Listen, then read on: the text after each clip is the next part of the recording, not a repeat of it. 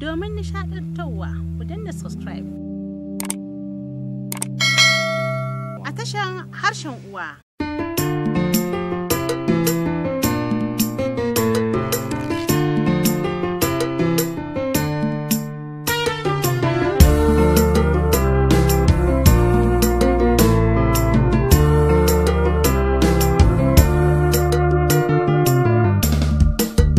Biyar asali ne zane yawa wadina,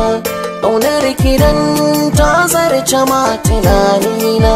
ke ce kaɗai mai share duka kukana, kamar ki har abada ba za na samu ba, duk wanda ke so na ba ta yi kamar ke ba, a zuciya ba za ta kai ki matsayi ba.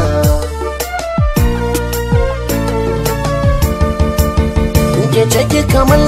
lake zuciya da ruhina, a da yaushe kina cikin tunanina, bana gajiya da ganin ki a idanuna, kwantar da ranki ba za na sake kuka ba, komai kike so ba kya rasa shi kuna ba, zan sai da raina ni akan ki ba da wasa ba. Ina tino lokacin da za mu zaunawa, idan na yi waƙa ke kike ta amsawa, har an faɗa ni da ke kama muke yawa, na san kina suna a zahirin gaske, sunan ki in za a faɗa da ni ake take, domin zaman da muka yi ba na wasa ba.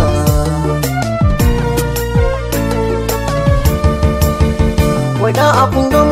muna faɗa da jayayya, ku gane ƙauna ce kawai da soyayya, in kun sake ƙarshen ku kuyi ta jin kunya, ga shawara ta ku cire ido ku bar duba,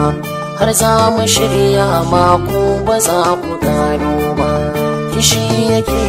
haifar da haka ne duba. Kuga ana kishi so ne kawai yake sawa,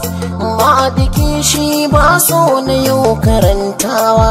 har malamai ma duka sun yi shaidawa, da ni da ke kullum muna ta yin fata, zama na so ni da ke a yau mu inganta, kamshin jikinki yana biyan bukatata.